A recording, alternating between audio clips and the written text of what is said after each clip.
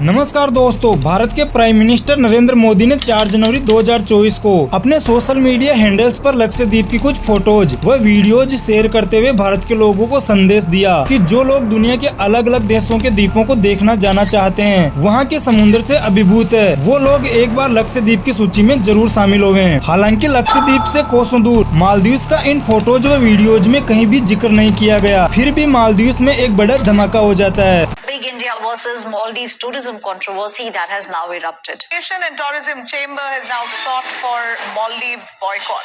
मालदीव को बॉयकॉट करने की बात कर रहा है। लेकिन मालदीव्स की सरकार में बैठे 3 मिनिस्टर्स इन फोटोज व वीडियोज पर कुछ इस प्रकार से टिप्पणी करते हैं कि दोनों देशों के बीच आज पुरानी दोस्ती खतरे में आ जाती है। मालदीव्स के मिनिस्टर मारियम सियूना ने नरेंद्र मोदी की फोटो को ट्वीट करते हुए कहा कि ये इजराइल का कठपुतली है। एंड मारियम के एक सहकर्मी ने ट्वीट करते हुए कहा कि लक्षद्वीप की फोटोज मालदीव की टूरिज्म इंडस्ट्रीज को चैलेंज करने के लिए खींची गई है। इंडियंस के कमरों में से स्मेल आती है, जो कि लक्षद्वीप के डाउनफॉल का रीजन बनेगा। और महजूम मस्जिद तो इंडियंस को स्टेरियोटाइप करके इंडिया के खिलाफ ही कमेंट करने लगे। इन्होंने ओपन यूरिनेशन के विजुअल शेयर करते हुए कहा कि ये इंडियन कल्चर है। इनका मानना था कि प्रधानमंत्री नरेंद्र मोदी का एजेंडा है कि लक्षद्वीप को मालदीव से भिड़ाने का।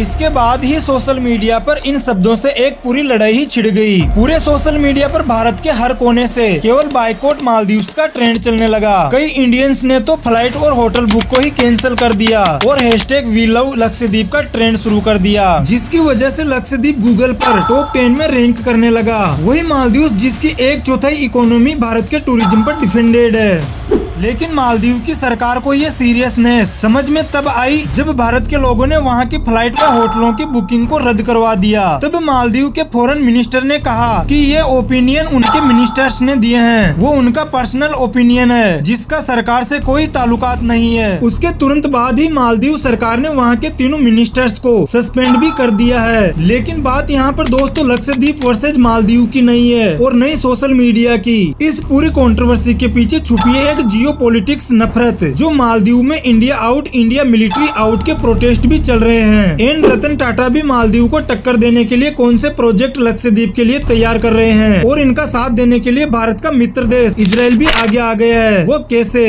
तो चलिए इन सवालों को समझने के लिए वीडियो को विस्तार से समझते हैं। दोस्तों, मालदीव एक छोटा सा देश है जिसकी पॉपुलेशन करीब 5 लाख लोगों के आसपास है। लेकिन यहाँ पर 1000 के करीब आइलैंड है, जिसमें से केवल 200 से कम आइलैंड ही वैलिड है जहाँ पर लोग रहते हैं। इनके अलावा 150 से ज्यादा आइलैंड को प्राइवेट कंपनियों को बेचा जा चुका है और उन कंपनियों ने अपने बड़े बड़े होटल्स खोल रखे हैं। जाहिर सी बात है, पूरा मालदीव देश टूरिज्म पर डिपेंडेड है, जहाँ की 28% GDP टूरिज्म पर ही डिपेंड है। लेकिन मालदीव का इतिहास भी बहुत ही कंट्रोवर्शियल था। मालदीव पर ब्रिटिश का राज हुआ करता था और मालदीव को जुलाई 1965 में इंडिपेंडेंस मिली थी। इंडिपेंडेंस के कुछ साल बाद मालदीव के एक बहुत रिच बिजनेसमैन अब्दुल्ला उल्लू तफी यह पूरे मालदीव को अपने कंट्रोल में लाना चाहता था और दूसरे कंट्रीज की मिलिट्री की हेल्प से इसने मालदीव पर बहुत सारे अटैक भी करवाए। मालदीव की सिचुएशन पूरी तरह से खराब हो चुकी थी और तभी मालदीव के प्रेसिडेंट ने बाकी कंट्रीज से हेल्प मांगी। और जब ये अपने नजदीकी कंट्री भारत से हेल्प मांगी तो भारत ने हर तरीके से मालदीव की हेल्प करी और अपनी मिलिट्री भी भेजी। तब तफी की फोर्सेस को वहाँ से हटा दिया एंड मालदीव की डेमोक्रेसी व इंफ्रास्ट्रक्चर को रिबिल्ड करने में भी बहुत मदद करी और पॉलिटिकल सपोर्ट के साथ साथ फाइनेंशियली हेल्प भी करी। ऐसे में मालदीव में 2004 के सुनामी हो या 2014 में वाटर ड्रिंकिंग क्राइसिस हो, इनके अलावा कोविड-19 हो, इन सब में भारत ने मालदीव की हेल्प करी। अप्रैल 2016 में डिफेंस पार्टनरशिप में भी दोनों देशों के बीच एक कंप्रहेंसिव प्रोपोजल पर सिग्नेचर किया गया। एंड 2023 में भारत मालदीव में टूरिज्म पर्यटक जगह पर पहला स्थान रहा। वर्ष 2022 में भारत के विदेश मंत्री द्वारा national college for policing and law enforcement यानी NCPLI का उद्घाटन भी किया। इनके अलावा 2021 में भारत ने मालदीव के उतुक थिला फालू यानी UTH द्वीप पर नेशनल डिफेंस फोर्स भेजी, जहाँ पर कोस्ट गार्ड पोर्ट के डेवलपमेंट के लिए दोनों देशों के बीच एक डील साइन हुई।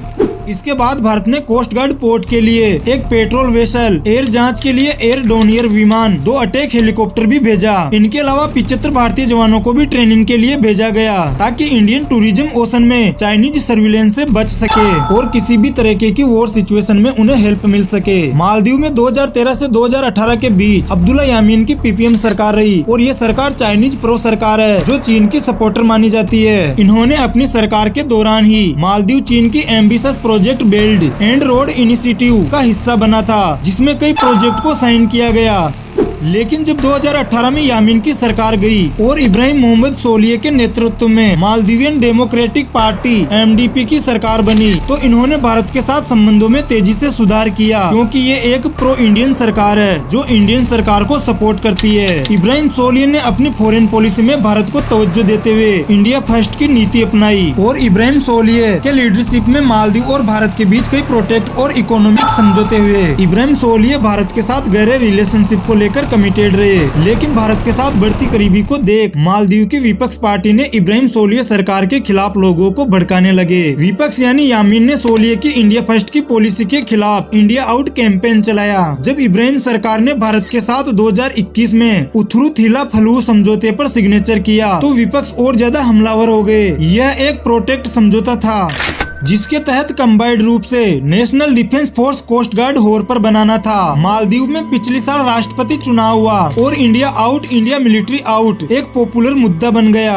कुछ ही महीनों बाद 2023 में मोहम्मद मुइजू विपक्ष के ज्वाइंट उम्मीदवार के रूप में उभरे और मालदीव के नए प्रेसिडेंट बने, क्योंकि कई मामलों के कारण पूर्व राष्ट्रपति यामीन चुनाव में हिस्सा नहीं ले सके। इसी कारण मोहम्मद मुइजू नए राष्ट्रपति बने। मुइजू ने वोटरों को लुभाने के लिए इंडिया आउट जैसे कैंपेन को लीड किया। मुइजू ने यह वादा भी किया कि अगर वह सत्ता में आएंगे तो मालदीव की जमीन से भारतीय सैनिकों को हटाएंगे। मुइजू प्रेसिडेंट बनते ही सिग्नल दे दिया कि उनकी फॉरेन पॉलिसी में भारत से दूरी बनाना ही उनकी प्रायोरिटी है। उन्होंने पहला विदेश दौरा तुर्की का किया, जो मुइजू ने एक पुरानी प्रथा को खत्म कर दिया, क्योंकि इससे पहले मालदीव का जो भी प्रेसिडेंट बनता वह पहला विदेशी दौरा भारत का ही करता। हालांकि जब मुइजू ने पिछले साल दिसंबर में आयोजित COP28 जलवायु कॉन्फ्रेंस में पीएम मोदी से मुलाकात करी और इस मुलाकात में मालदीव के राष्ट्रपति मुइजू ने पीएम मोदी के सामने भारतीय सैनिकों को वापसी की बात उठाई, तब पीएम ने उनकी बातों से सहमति जताई। हालांकि भारत सरकार का कहना है कि इस मुद्दे पर अभी बातचीत जारी है। इनके अलावा 2019 में मालदीव के समुद्री इलाके में सर्वे को लेकर भारत से समझौता हुआ, जिसे भी मुइजू की सरकार ने खत्म कर दिया और इन समझौतों से अलग होने की वजह है मुइजू की सरकार अब पूरी तरह से चीन के साथ शिफ्ट हो गई है, जहां मालदीव ने भारत को नीचा दिखाने की कोशिश की। लेकिन बस इन्हीं को देखते हुए मोदी जी ने लक्षद्वीप पर 100 कदम चलकर मालदीव की इकोनॉमी को घुटने के बल टेक दिया और भारतीय बिजनेसमैनों को सिग्नल दे दिया कि भैया लक्षद्वीप भी किसी मालदीव से कम नहीं है और आप यहाँ इन्वेस्ट भी कर सकते हैं। फिर क्या, भारत के बिजनेसमैन रतन टाटा भी देश की सेवा के लिए सबसे आगे आ गए और इनका साथ देने के लिए भारत का मित्र इजराइल देश भी आगे आ गया है। जैसे कि लक्षद्वीप एक आइलैंड है और वहाँ पर खारा पानी है, जो कि वहाँ की सबसे बड़ी दिक्कत है। इसे खत्म करने के लिए इजराइल डेसैलिनेशन प्रोजेक्ट पर काम कर रहा है, क्योंकि लक्षद्वीप के खारे पानी में खनिजों व औषधियों को अलग करके डेसैलिनेशन प्रोजेक्ट के तहत उसे पीने लायक बनाया जाएगा। और यही नहीं, लक्षद्वीप को सुंदर बनाने में रतन टाटा वहाँ पर सुंदर ताज होटल व रिजोर्ट बना रहे हैं। इसमें टाटा ग्रुप ताज सुहीली में 110 कमरों वाला होटल भी बनाएंगे, जिसमें से 60 बीच विला व 50 वाटर विला कमरे बनाएंगे। ऐसे में इजराइल और रतन टाटा के सहयोग से लक्षद्वीप मालदीव से आगे निकल जाएगा। तो ऐसी ही वीडियो के लिए अभी तक हमारे चैनल को सब्सक्राइब नहीं किया तो चैनल को सब्सक्राइब कर लें। जय हिंद।